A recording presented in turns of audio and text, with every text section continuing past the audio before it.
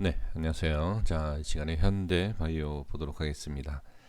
자, 먼저 하나 말씀을 좀 드려보면, 좀 고민을 좀 할 수 있는 그런 위치와 그런 흐름이 아닐까. 그러니까 저도 역시 뭐 좋은 내용을 가지고서는 중장기로 보면 상승이 나올 수 있다라고 이렇게 말씀을 드리고 싶습니다. 그렇다라고 해서 하락을 한다 이렇게 얘기하는 것도 좀 잘못된 겁니다. 그래서 지금 뭐 상승과 하락에 대한 것을 딱 한 가지를 정해서 말씀을 드릴 수는 없지만 어느 그러니까 위치상에서의 하락 또 어느 위치에서 상승 조금 상승이 나오면 추가로 올릴 수 있는 그런 흐름이 있는 구간이 있고 하락이 나오면 추가 하락이 나올 수 있는 그리고 나중에 중장기로 봤을 때 그거와 상관없이 저 위에 올라와 있든지 또는 밑에 가 있든지 그쵸? 네 그러한 모습들을 우리가 주식을 하면서 많이 볼 수가 있습니다. 그런데 이제 가장 중요한 것은 주식을 하는 입장에서는 당연히 상승을 하는 것으로 우리가 생각을 하고 좀 기다려 보죠. 근데 그 상승이 나오지 않고 계속 하락이 나온다라고 하면 정말로 좀 어려워질 수 있지 않습니까? 그래서 주식을 하면서 우리가 고민을 하는 것이고 그 다음에 우리가 또 주식을 하실 때의 하락이 많이 나왔을 때 그런 경험이 있었다라고 하면 그 하락이 나오고 나서 상승이 나오는 그런 과정에서 하락과 상승 그래서 수익을 챙겨보신 경험이 있다. 그리고 상승이 나오지 않고 계속 하락만 나오는 경험이 있다. 이 모든 경험이 있었을 때에 지금 현재의 현대바이오의 모습이 어떠한지를 한번 생각을 해볼 필요는 있습니다.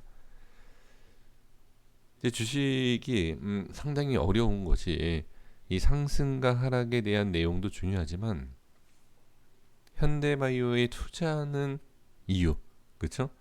지금 상당히 기대감을 좀 많이 갖고 계시고 있지 않습니까? 그렇죠? 그래서 이 기대감을 갖고서는 우리가 투자를 하고 있는 상황에서는 어느 정도 빠지는 것도 상관없다라고 하시는 분들이 계시지만 저 역시 예전에도 저도 그랬었어요.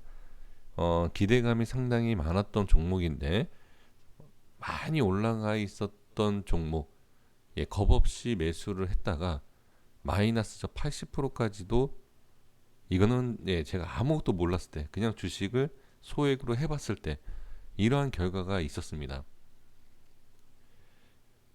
그리고 나서 뭐 몇 년 있다가 올라왔는지 그거는 뭐 제가 확인을 해본 게 아니기 때문에 기억은 잘 나지 않지만 정말 이게 하락을 한다라고 해서 어디까지 하락을 할지도 모르고 그리고 하락 이후에 반등이 나온다라고 해서 어디까지 반등이 나올지도 모릅니다.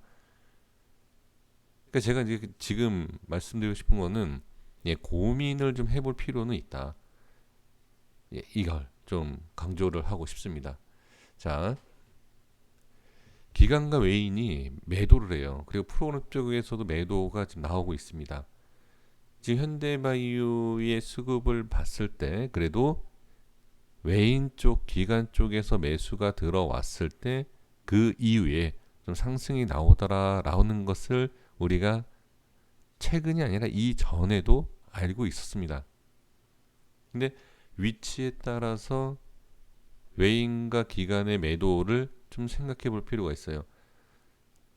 이 모든 것들이 어떻게 보면 단순히 수급에 대한 것만 그런 게 아니라 어, 기준이 기준이 이제 어디에서 어떤 식으로 잡느냐가 중요한데 제 기준은 이제 이 자리이지 않습니까? 지금 여기에서 다시 기관과 외인이 들어오면 상관이 없지만 만약에 계속 추가 매도를 한다라고 하면 그리고 매도하면서 이탈이 나오기 시작한다라고 하면 좀 고민을 좀 해볼 필요가 있지 않나. 네, 이렇게 좀 생각이 들고요. 그 다음에 좀 시간에 좀 추가로 하락한 것을 볼 수가 있습니다. 오늘 모습에서 본다라고 하면 자 한번 보겠습니다. 오늘 마이너스 6%까지 빠졌다가 상승이 나왔죠. 근데 지금 이전의 모습하고 좀 다르죠. 그죠? 근데 이거 잘 한번 생각을 해보실 필요가 있어요. 어떤 내용이냐면 밑꼬리를 길게 뺐다가 쭉 올렸어요. 근데 여기 윗꼬리가 없습니다. 그러면 이 다음 캔들 두 개를 합친다라고 하면 어떤 모양일까요? 윗꼬리가 길고 음봉이면서 아랫꼬리가 생긴 이런 모습일 겁니다. 그러니까 주가가 이틀 동안의 모습이 이러하지만 이것을 하루 만에 그림을 그려본다, 캔들을 그려본다라고 하면 이러한 모습이에요. 윗꼬리와 아랫꼬리, 그러니까 윗꼬리와 아랫꼬리가 많이 생기면서 변동성을 줬다. 이렇게 볼 수가 있고, 그리고 나서 오늘도 마찬가지입니다. 윗꼬리와 아랫꼬리가 생기면서 위아래로 이렇게 흔드는 것을 볼 수가 있습니다. 그럼 이것을 봤을 때 우리가 긍정적으로 본다라고 하면 지지가 잘 되고 꼭 이 자리가 아닙니다.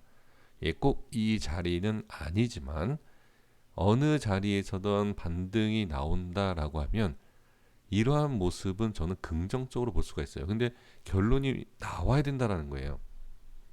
어떠한 변동성을 줬을 때 이 이후에 하락이 나올지 상승이 나왔지 우리가 알 수는 없습니다. 근데 결과가 나와요. 어떤 결과가 상승이 나오고 어떤 결과가 하락이 나왔습니다. 아, 그러면 이게 상승을 위해서 이런 모습이 있었구나. 또는 하락이 나왔을 때 이런 하락이 나오기 전에 이러한 모습을 만들었구나. 이렇게 얘기를 할 수 있다는 거죠. 그러니까 결론은 우리가 주가의 흐름이 어느 정도 나오고 나서 이 흔들었던 이런 변동성이 왜 생겼는지를 그때 우리가 알 수 있다는 겁니다. 그런데 이 한참 뒤에, 한참 후에 이만큼 올라오고 한참 뒤에 이만큼 내려왔어요. 그럼 이때 알고 이때 알겠느냐? 그거는 아니다 라는 거죠. 그래서 기술적 분석을 하면서 기준을 잡는 것이 뭐다? 이 끝에 한참 올라가고 나서 한다, 한참 밑에 떨어지고 나서 후회한다. 이게 아니라 어느 정도의 기준을 잡고 여기를 돌파를 하면 상승할 수 있을 만한 흐름, 그리고 상승을 시키기 위해서 이런 변동성이 있는 것이 아닌가. 또는 어느 정도 빠졌을 때 이거는 다시 올라온다 하더라도 이러한 변동성을 준 이유가 하락을 시키기 위해서 이런 변동성을 줬는가? 라고 생각을 할 수 있지 않을까라는 것입니다. 자, 그래서 이 기준 자체가 모두 제 기준으로 지금 말씀을 드려서 좀 그러긴 하지만 지금 모습을 잘 보시면 일단은 저항이 맞아요. 그쵸? 저항은 맞다. 그리고 여기에서도 지금 지지를 해서 올려야 될 상황에서 어떻게 지지를 올리지 못하고 저항이 생기고 빠졌다.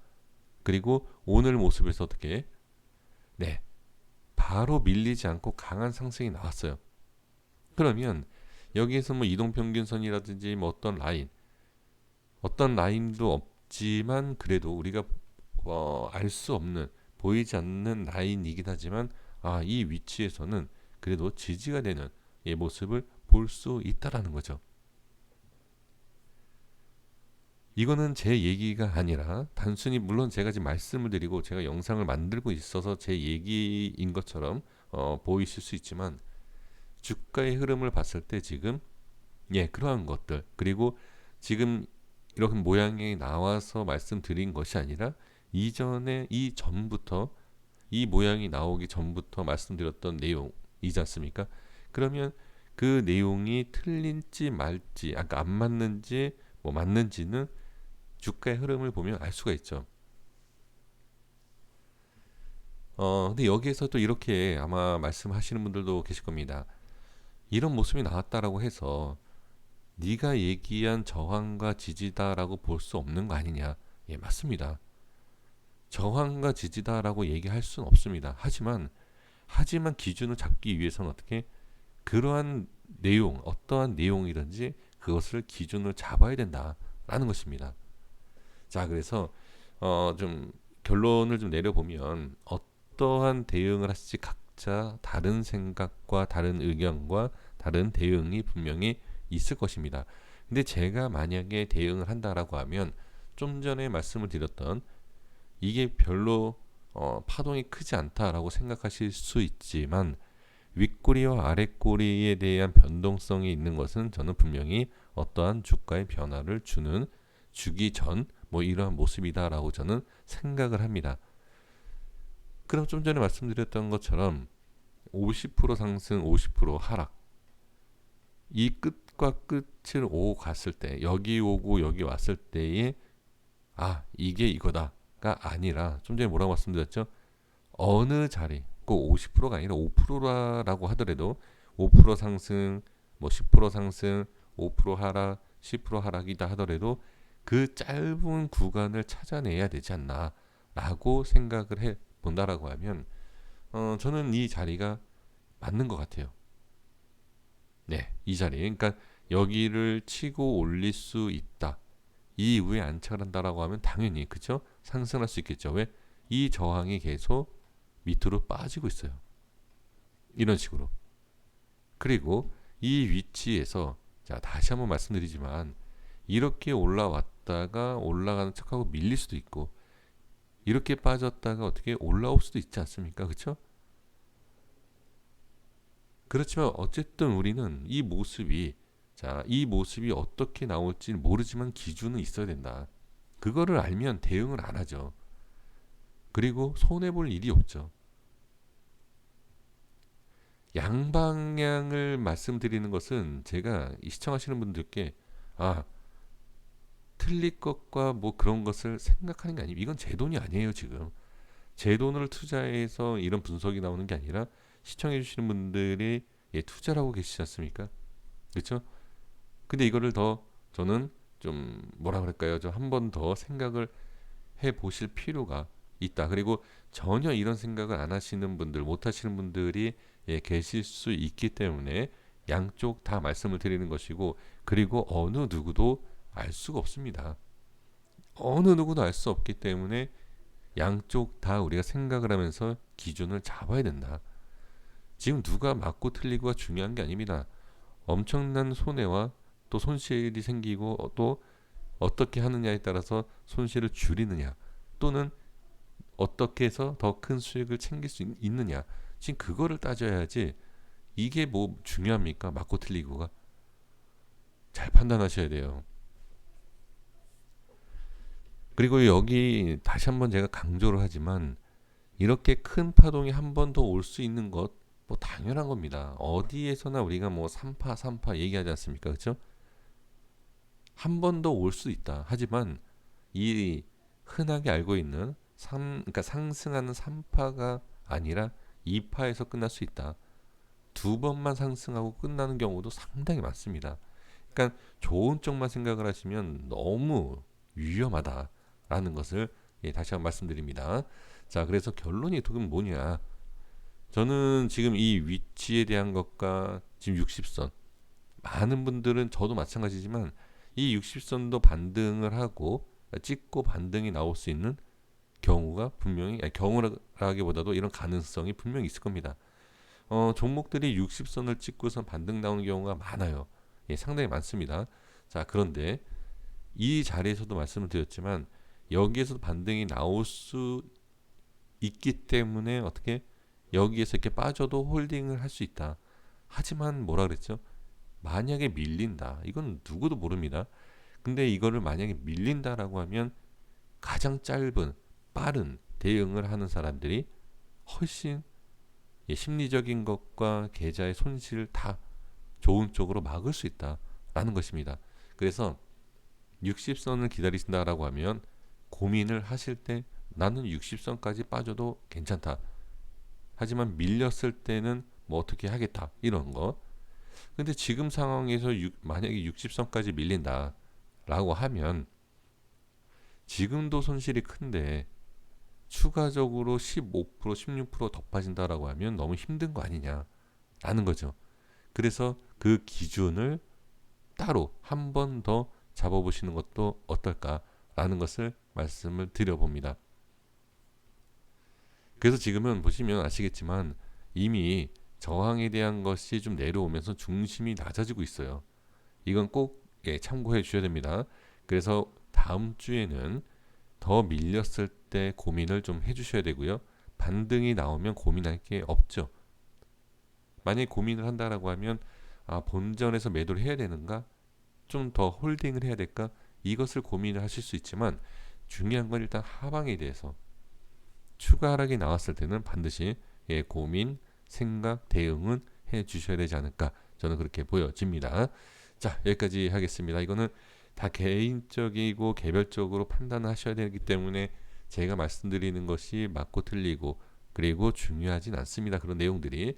그래서 저는 좀 말씀을 드리고 싶고 강조하고 싶은 게 뭐냐면 어느 기준을 잡아서라도 빠른 대응을 부분적이라도 하셔야 되지 않을까. 하락에 대해서 이것을 말씀을 드려보는 것이니까 한번 잘 생각을 해보시고 결정을 미리 내리시고 그 다음에 다음 주에 장중의 흐름을 좀 보실 필요가 있지 않을까, 대응하실 필요가 있지 않을까 그렇게 말씀을 드려봅니다. 자, 여기까지 하겠습니다. 구독과 좋아요 부탁드리겠습니다. 감사합니다.